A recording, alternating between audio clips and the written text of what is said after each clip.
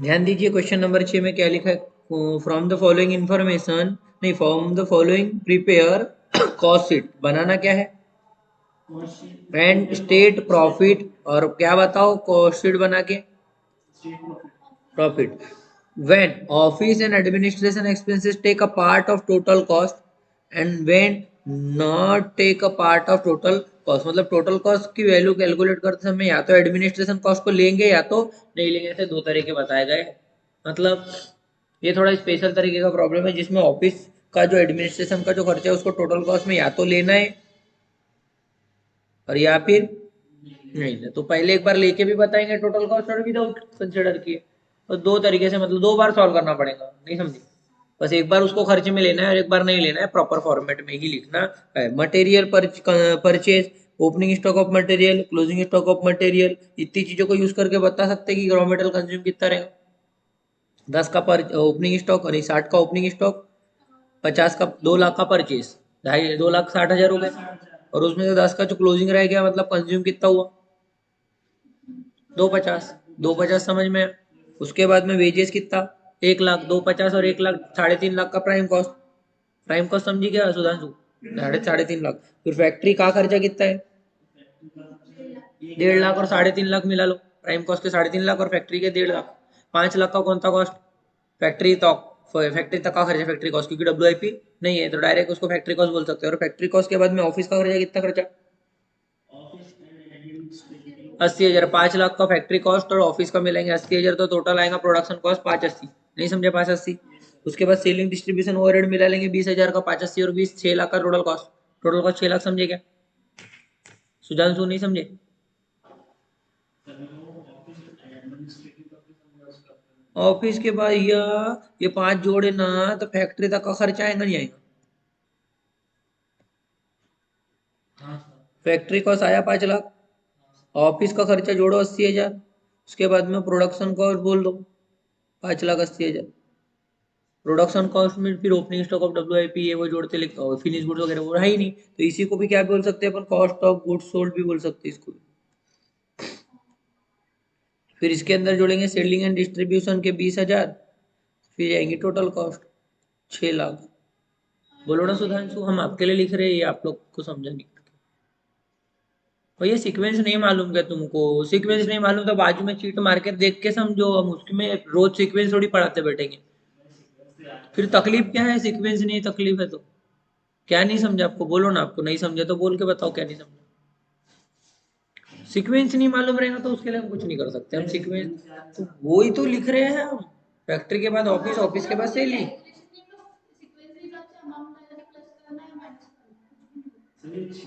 Minus भी नहीं है, प्लस ये सिर्फ 6 22 को सेल है ना भैया। अभी हम वो पढ़ाए भी नहीं है, तुम जो पढ़ाए हम वो तो समझ रहे नहीं, तुमको दूसरे ही समझने को देखते। 90% output was sold. 90% output was sold बोला का मतलब है कि पहले हम सेलिंग डिस्ट्रीब्यूशन को नहीं जोड़ेंगे, यहाँ पर अपन ने गड़बड़ की है। पहले तो हमको सिर्फ ऑफिस तक जोड़ना है, ऑफिस तक के जोड़ने में कोई दिक्कत नहीं है। ऑफिस तक जोड़ने के बाद कितना आ जाएगा, प्रोडक्शन कॉस्ट। और हम बोल रहे थे कि कॉस्ट ऑफ गुड्स सोल्ड भी उतना ही रहेगा, गलत। यहाँ गड़बड़ क्यों हो गई, क्योंकि अपने को 90% बेच रहे, मतलब कितना परसेंट नहीं बेच रहे, यानी 10% का फिनिश गुड्स क्लोजिंग स्टॉक है। नहीं समझे, तो क्या करेंगे, एक बार लिखते हैं अच्छे से। ऑफिस का खर्चा जोड़ने के बाद 80,000 जोड़ने के बाद अपनी पोजीशन कहाँ पे आएंगी, प्रोडक्शन कॉस्ट पे आ जाएंगी 5,80,000। यहाँ तक समझे सुधांशु। फिर इसमें जोड़ेंगे opening stock of W finish goods जो कि नहीं है, माइनस करेंगे closing stock of finish goods जो कि है, कितना है, ये 5,80,000 टोटल है, जिसमें से 90% बेच रहे, का मतलब कितना परसेंट बच जा रहा, तो उसका 10% निकाल लो। इससे निकलेगा कॉस्ट ऑफ गुड्स सोल्ड, 90% की वैल्यू आ जाएगी कि 10% बढ़ जाएगा। समझ रहे हो कितना आएगा बताओ,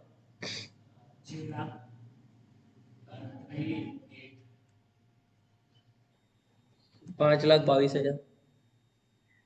माइनस रहेगा ना भैया, घटाना है ना 10।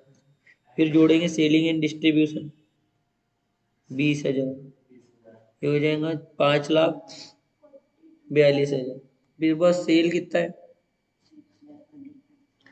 90% की कॉस्ट कितनी है उसका, सेल इतना, तो प्रॉफिट कितना, 80,000, 80,000 का प्रॉफिट। नहीं समझे क्या किए?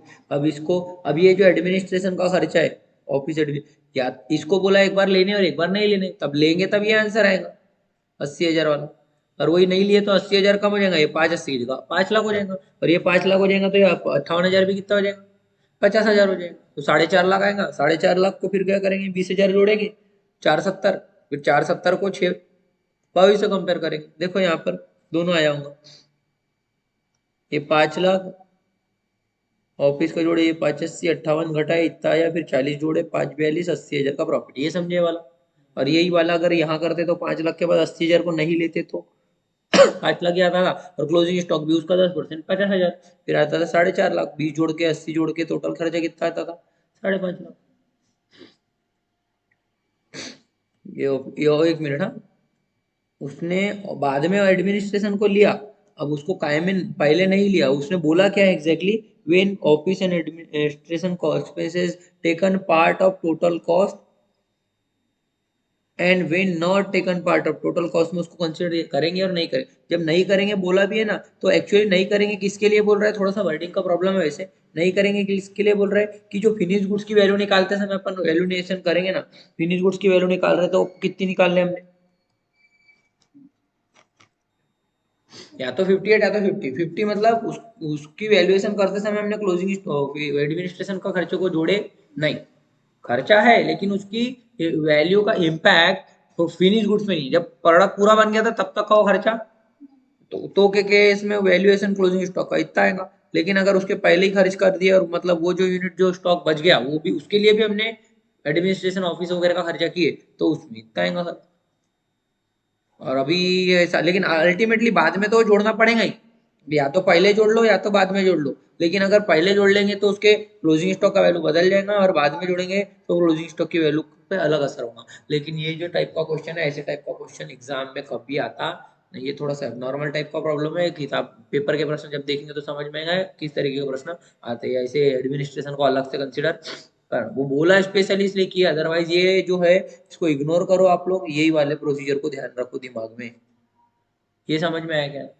तो ये क्वेश्चन पर्टिकुलरली अलग है, लेकिन ऐसे टाइप के कंसेप्ट अपने कोई और क्वेश्चन में देखने को मिलने वाले नहीं है। यही चीज यहाँ पे लिख रही है, तो ये वाला प्रोसीजर समझो, ये वाले कंसेप्ट को दिमाग से निकाल दो जो है, ये वाला ही सिर्फ अपने को एग्जाम में आए आता है इस तरीके का। ठीक है, समझो थोड़ा। कुछ कॉस्ट शीट शॉर्ट प्रॉब्लम दिए है, क्या दिया है ध्यान दो, बोला इलिस्ट्रेशन छे, इलिस्ट्रेशन छे अभी तो किए,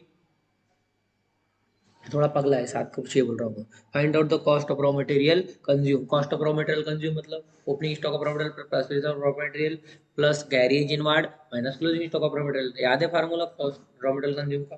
तो वही फाइंड आउट करने बोल दिया, cost of raw material consume from the following information. Purchase of raw material 8 lakh, carriage on purchase direct खर्च है, इसको जोड़ेंगे नहीं जोड़ेंगे, जोड़ेंगे। और कैरिज ऑन सेल रहता तो वो सेलिंग डिस्ट्रीब्यूशन का रहता, carriage inward raw material consume में आता है, और कैरिज आउटवर्ड सेलिंग डिस्ट्रीब्यूशन। ये थोड़ा सा ध्यान रखना है, ट्रेडिंग पीरियड में लिखते हैं कैरिज इनवर्ड, ट्रेडिंग में पीरियड वैसे कैरिज इनवर्ड रहा तो रॉ मटेरियल कंज्यूम में लेंगे, क्योंकि कैरिज इनवर्ड मतलब रॉ मटेरियल को लाने का खर्चा, और वही अगर कैरिज आउटवर्ड रहेगा तो वो लेकर जाने का है, वो बनने के बाद का सेल का खर्चा, सेलिंग डिस्ट्रीब्यूशन ओवरहेड में। आगे अभी ये दोनों को लेंगे, opening stock of raw material 72, इसको भी लेंगे, क्लोजिंग स्टॉक ऑफ इसको माइनस करेंगे, ऑक्ट्राई ड्यूटी, ऑक्ट्राई जैसे लाने का खर्चा बोलते हैं ना अपन, कैरिज, कैरिज के साथ साथ क्या भी लाने का ही खर्चा है,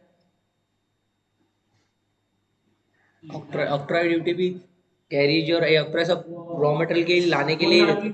हाँ, वही है, जितनी भी ट्रेडिंग में लाने के खर्चे रहते हैं, याद है क्या कुछ पड़ेगा ट्रेडिंग का, तो उससे रिलेटेड है, ये भी कंसिडर करेंगे रॉ मटेरियल कंज्यूम के लिए। तो बताओ ना, ये प्लस और ये ऊपर के दोनों प्लस, चारों प्लस, और क्लोजिंग स्टॉक के 90,200 माइनस। प्रोसीजर समझी, फार्मूला पूरा कंप्लीट ली अगर हम लिखेंगे तो आंसर कैसे लिखेंगे, opening stock of raw material 72,000, purchase of raw material 80,000, carriage purchase 3,000, octroi 50, आधा परसेंट, ऑक्ट्राय कितना परसेंट है, किसका आधा परसेंट, 8 लाख का आधा परसेंट निकालो, परचेज का आधा परसेंट, 1% आएगा 8,000, आधा परसेंट आएगा 4,000। कैलकुलेटर से निकालना, 0.5 पर निकाल दिखता है ना क्या, कैलकुलेटर मोबाइल का कैलकुलेटर इस्तेमाल मत करो, आदत बिगड़ जाएगी। लाते ना कल पक्का लाते, आज तो पक्का ही जाएंगे, आज तो किसी वाला तो जाएंगे, जाएंगे जाएंगे लाएंगे लाएंगे, और आज तो आज कॉस्ट की भी लाएंगे, काटना कुछ जाएंगे कॉस्ट की लाएंगे। 4,000 परसेंट का बटन दबाइए ना, 4,000 कैलकुलेट करके बताइए ना। 4,000। और ये बताओ मेरे को, ये भी जोड़ लेंगे, residual after consumption can be sold for 10,000। मान लो एक एग्जांपल दे रहे हैं, हमने लकड़ी खरीदे फर्नीचर बनाने के लिए। कितने की लकड़ी खरीदे सर? 20,000। ठीक है, 20,000 की लकड़ी में कोई स्टॉक बचा नहीं, कुछ नहीं, तो कितना रॉ मटेरियल कंज्यूम हुआ?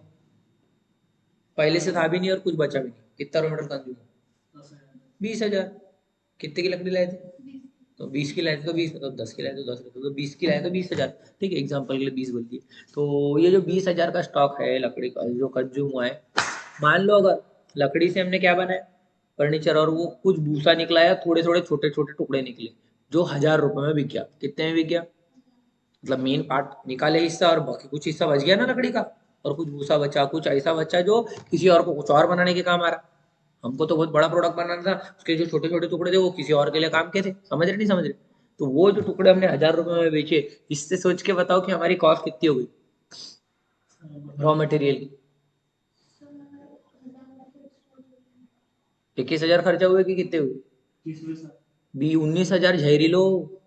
20,000 का खरीद के लाए थे, 1,000 में टुकड़े बेच दिए, पैसा आ रहा उससे। तो जो 20,000 का लागत था रॉ मटेरियल का, उसमें से 1,000 तो हमको वापस मिल गए ना। तो 19,000 ही क्या हुए? रॉ मटेरियल के लिए कंज्यूम हुए, खर्चा हुए पैसे। तो जो रॉ मटेरियल कंज्यूम निकालते समय, मान लो रॉ मटेरियल जो भी खरीद के लाए, उससे जो भी रिसाइडुअल, रिसाइड मतलब जो बच गया कचरा, उसका जो भी रहता, थोड़ा लकड़ी का एग्जांपल दिया वैसा, तो वह जो भी प्रोडक्ट बनाने के लिए मेन मटेरियल है, उसका जो टुकड़े टुकड़े बच जाते हैं वो बेच देते हैं ना, बिकता ना कोई कोई चीज। तो वो बिकने से जो पैसा मिला है, रिसाइड बेचने से, वो पैसे मिलने से क्या होगा, हमारी लागत कम। तो वो कम करेंगे, यही बोला है कि residue after consumption can be sold for 10,000। तो ये 8 लाख का प्रोडक्ट है ना अपना रॉ मटेरियल, उसमें से 10,000 का बच रहा कचरा, नहीं समझ रहे? 10,000 बोलते हैं। तो ओवरऑल ये क्लोजिंग स्टॉक को तो माइनस करेंगे ही करेंगे, और किसको माइनस करेंगे रॉ मटेरियल कंज्यूम निकालने के लिए? ये रिसाइड को भी, रिसाइड समझ रहे हो कि नहीं समझ रहे हो? ओवरऑल कैलकुलेशन में क्या होगा, कैलकुलेटर से कैलकुलेट करके बताओ वाला। ओपनिंग स्टॉक भी प्लस, ये प्लस प्लस प्लस प्लस, नहीं ये प्लस, ये माइनस, इग्नोर किसी को नहीं करना है, बस 4 को जोड़ना है और 2 को हटाना है, और क्या आएगा, रॉ मटेरियल का फार्मूला। समझ रहे? बस इतना लिख के आना है, 4 मार्क के लाइन है एग्जाम में ऐसा क्वेश्चन, 5वें का ए, जिसमें हमने आने वाला है कॉस्ट शीट से रिलेटेड क्वेश्चन। 4 मार्क के लिए यही पूछेंगे, ऐसा ही कुछ पूछता है क्वेश्चन में। पेपर के प्रश्न अभी करेंगे तो समझ में आ जाएगा, एक रफ आइडिया आए तक हम प्रॉब्लम कराएंगे, उसके बाद में फिर आप गलत जवाब पूरा जोड़ दिया लगता तुमने। जोड़ी मिलाओ तुम ही, लाइफ लाइन वाले तुम ही दिख रहे मेरे को। 72 का ओपनिंग, परचेज, इनवर्ड, और ये आधा परसेंट निकाले थे, इतना टोटल आया था। टोटल भी इतना नहीं आया तुम्हारा, तो टोटल माइनस करिएगा ना, पगले दिमाग के पना का करते, क्लोजिंग स्टॉक ना रिसाइडल को माइनस करिएगा, कितना आएगा है? नहीं समझ रहे कुछ भी? समझो ना, अभी कैलकुलेटर से बट से बताना चाहिए, उस समय लगा दिए। इलिस्ट्रेशन 2 में ध्यान दो। Find out the gross profit and net profit as per the cash book from the following.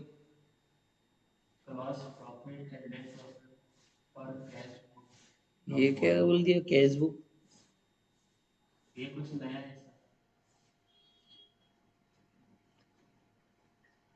नया कुछ नहीं है, वही है। ग्रॉस प्रॉफिट नेट प्रॉफिट के बारे में किसी को याद है, कोई सेंटेंस स्टेटमेंट बताया था? क्या बताए थे? Cost, gross profit net profit, cost of goods sold निकाल लो, उसके बाद डायरेक्ट सेल लिख दो, sale minus cost of goods sold GP, और GP minus selling distribution overhead NP. Cost of goods sold का फॉर्मेट किसी को ध्यान है? प्राइम कॉस्ट, ऑफिस से, फैक्ट्री, ऑफिस के बाद जो आएगा वो production cost, plus opening stock of finish goods minus closing stock of finish goods के बाद जो आएगा सी ओ जी एस, यहीं तक निकालना। फिर नया स्टेटमेंट बनाना, कैलकुलेशन ऑफ ग्रॉस प्रॉफिट लिख के, उसमें क्या करना, sale minus C O G S GP minus selling and distribution overhead net profit. याद है ऐसा कुछ सिखाया था? तो अपने को किसी तरीके से सीओजीएस पता चल जाए, वो पता चल गया तो अपन बाकी का कैलकुलेशन तो स्टेप में कर सकते हैं। तो ये क्वेश्चन में दिया क्या है, number of units purchase 2 lakh 2,000, cost of production per unit produce किए, परचेज नहीं है, प्रोड्यूस 2,000 बनाए हैं, तो कॉस्ट ऑफ प्रोडक्शन निकाल सकते हैं। प्रोडक्शन कॉस्ट निकालने के लिए क्या करेंगे सुधांशु?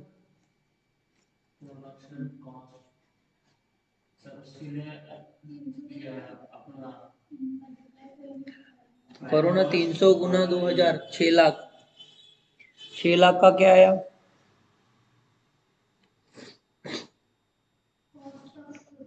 हाँ, और अपने ओपनिंग स्टॉक और फिनिश गुड्स को जोड़ेंगे, क्लोजिंग स्टॉक को 24 यूनिट बचे और 1 यूनिट का प्रोडक्शन कॉस्ट दिया ही है 300, तो माइनस कर दो क्लोजिंग स्टॉक 300 गुना 24।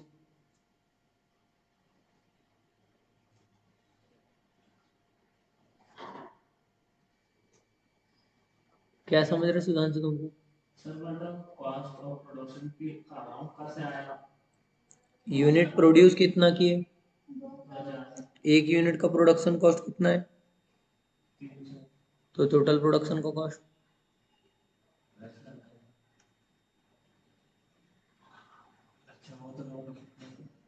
और उसके बाद में बताया है सीओजीएस तक जाना है, सीओजीएस तक जाने के लिए फिनिश गुड्स की ओपनिंग को प्लस और क्लोजिंग को माइनस करना है। ओपनिंग कितना है, नील, जीरो, और क्लोजिंग स्टॉक कितना है, तो ये हमने गलत कर दिया, क्लोजिंग स्टॉक की वैल्यू कितनी आएंगी, 200 गुना 300, 5,50,000 का क्या आ जाएगा, cost of goods sold. Production किए 6 लाख का, लेकिन उसमें से 60,000 आएगा, 60,000 बता, 540 का क्या आएगा कॉस्ट ऑफ गुड्स। अब क्या करेंगे, सेल लिख देंगे पहले, सेलिंग प्राइस और सेल वैल्यू कितनी है, सेलिंग प्राइस 400, तो सेलिंग प्राइस है बस, सेलिंग प्राइस को 400 को गुना करो, कितने यूनिट बेचे,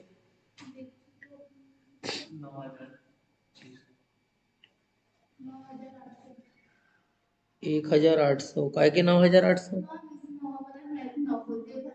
1,800 कहाँ से है, बनाए कितने थे, फिनिश गुड कितने रह गए, तो कितने बेच दिए होंगे,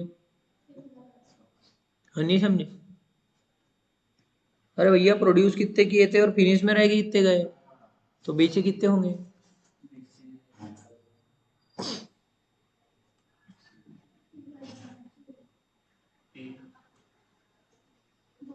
बनाए कितने, और कितने के बच गए, बेचे होंगे, हाँ तो वही तो पूछ रहे, 1,800 गुना 400 कितने होते हैं, 7,20,000,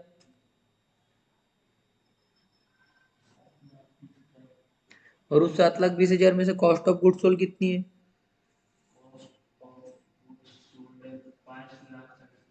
ग्रॉस प्रॉफिट कितना आएगा, सेलिंग डिस्ट्रीब्यूशन का खर्चा कितना है,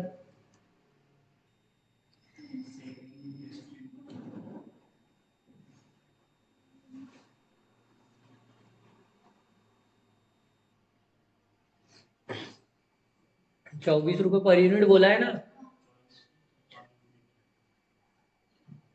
कितने यूनिट बेचे, 1,800 गुना 24 बोलो, घटा के भी बता दो फिर,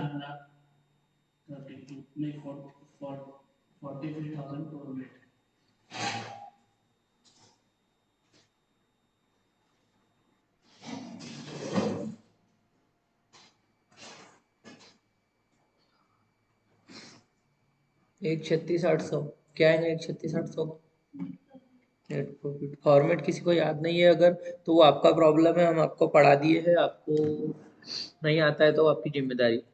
फॉर्मेट आपको अगर बताया जा रहा है तो एटलीस्ट आपके कॉपी में लिखा रहना चाहिए, याद नहीं आ रहा तो पेज पलटा के देखना है, इतना तो आपके पास में रहना चाहिए।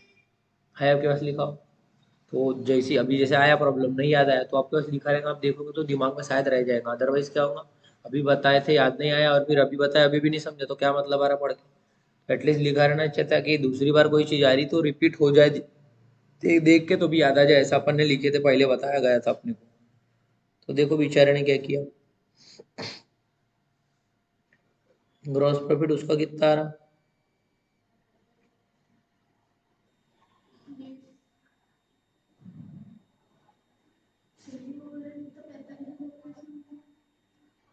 अब तुमको मालूम, तुम लोग ने गुना किए। थोड़ा एक प्रिंटिंग मिस्टेक है, क्वेश्चन में कितना दिया सेलिंग ओवरहेड पर यूनिट और आंसर में कितना लिया 25। कितना लिया आंसर में, तो वो प्रिंटिंग मिस्टेक है। अब 25 अपन अपने मन से लेंगे कि अपन बाबा है क्या, नहीं तो वो प्रिंटिंग मिस्टेक है, उसने उसके कारण जो डिफरेंस आया कितने का, अपना एक 36,800 और उसका एक 35,000, वो एक 2400 रुपये का ही 1800 रुपये का डिफरेंस आ रहा, वो इसलिए ही आ रहा क्योंकि वो 1 रुपये का डिफरेंस है 1800 यूनिट, इसलिए तो 1800 देखो ना, 1800 ज़्यादा आ गया ना उसको, तो वो प्रिंटिंग मिस्टेक है, उसके लिए घबराने की जरूरत।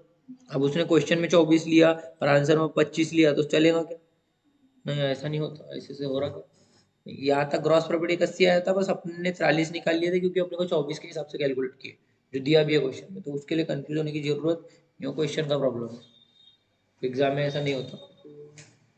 ये मत सोचो ये आंसर तो गलत आ गया, गलत वो क्वेश्चन भी गलत किया उसने, क्वेश्चन कुछ और आंसर में कुछ लिख रहा, समझ में आ रहा है क्या बोल रहे हैं हम। तो ऐसे और प्रॉब्लम है, question number 3, question number 4, question number 5, 6, 7। नहीं ये प्रॉब्लम आपको करना पड़ेगा, नहीं तो आपको पेपर के प्रॉब्लम समझ में नहीं आएंगे। तो ये प्रॉब्लम करो, पेपर के तो हम कराएंगे ना, हम मना थोड़ी कर रहे हैं उसके लिए, हम ये थोड़ी बोलेंगे सिर्फ यही करा रहे करके हम। तो ये ही दिमाग में रहेगा तो हम समझा पाएंगे, अदरवाइज हम ऐसा लगेगा हम कि गावरानी लोगों के साथ बैठे हैं, किसी को कुछ आएगा नहीं फिर। मतलब उसमें क्या होगा ना, उसको कराते समय मेन रीजन ये है उसको नहीं अभी कराने का, कि अगर आप आपको डायरेक्ट वो कराएंगे ना तो तुमको आंसर नहीं दिखेंगे ना उसके, तो कॉन्फिडेंट नहीं आएगा। ऐसा तुम लोग के साथ होता, बच्चों की बात कर रहे हो, हमको तो मालूम है ऐसा नहीं, वैसा हम 3 रंग की चीजें बताएंगे, ऐसा भी रहता वैसा भी, तुमको समझ में तो आना चाहिए। तो इसीलिए पहले जो बोल रहे हो उसको आंसर से देख के रिलेट करो, हाँ ये बोल रहे सर ये ऐसा लिखते हैं, तो कॉन्फिडेंट आता शुरू में, इसलिए ऐसे प्रश्न कर रहे हैं। हम पगले थोड़ी है कि हमको नहीं समझता कि पेपर के प्रश्न कराना है, उसके पहले जो बता रहे हैं उसकी वैल्यू समझो, थोड़ी सी प्रैक्टिस कर लो, 7 तक प्रॉब्लम जो भी है आप लोग करो ट्राई, जिसमें डाउट आएगा वो हम कराएंगे, अगर डाउट नहीं आएगा तो पैसा पढ़ा के खत्म, पैसा आ जाओ। फैक्ट बता रहे भैया, अगर तुमको डाउट आएगा तो तुम पूछ लो, नहीं तो तुम्हारा वैसे तुम्हारे साथ, ट्यूशन के पहले भी ट्यूशन के बाद भी। तो तुमको क्या करना चाहिए, डाउट लाना चाहिए, मौका दिया जाएगा कल, मारो चौका, दे रहे मौका। तो 7 तक करेंगे क्या, तो ट्राई करो। हाँ, बाकी अनसॉल्व वालों में जितने भी है बस 9 तक दे दो भी, 8 9 जितने भी प्रश्न है, जितने प्रश्न अपन पहले तो ये इसमें आंसर आंसर दिए ना, आप लोग ये ट्राई करना ताकि आपका फाइनल आंसर टैली हो रहा कि नहीं हो रहा आपको कॉन्फिडेंट आए। अब ये पीडीएफ भेज दिए क्या पूरी, ये वाली पीडीएफ भेजे ना। हाँ नहीं तो सॉल्व वाले पूरे भेजे है ना, पूरा ही भेजिए, नहीं यहाँ तक है ना 9 तक। हाँ तो उसमें जितने भी प्रॉब्लम है कोशिश करो मैक्सिमम ट्राई करने की, जिसमें डाउट आता है वो प्रॉब्लम फिर हम कराएंगे, जिसके आंसर तुम्हारे नहीं आ रहे या जो भी है, उससे क्लैरिटी तुम्हारा बढ़ेगा, दिमाग में क्लैरिटी आएगा, उसके बाद फिर पेपर के करके मतलब है, नहीं समझ रहे पेपर के करने के लिए घाई तो नहीं कर रहे, तो क्या करो, एटलीस्ट सॉल्व वाले तो करो पहले, कल उसमें से डाउट लेना, फिर कल बाकी के दो दो चार चार कोई भी ग्रुप में होमवर्क देंगे उनमें से ट्राई करके आना, जो डाउट रहेंगे वो, अगर आपको पूरे में डाउट आएंगे ना हम पूरे कराने के लिए रेडी, उसके लिए मना नहीं कर रहे, लेकिन ट्राई करो पहले खुद से जितना हो सकता।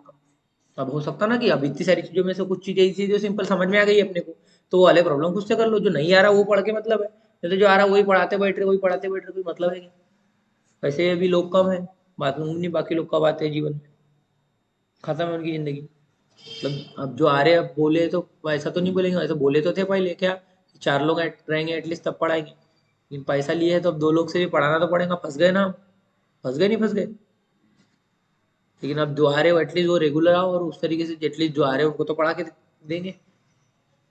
समझ गए? समझ जाओ, क्या करके आओ, सॉल्व वाले प्रॉब्लम ट्राई करके आओ।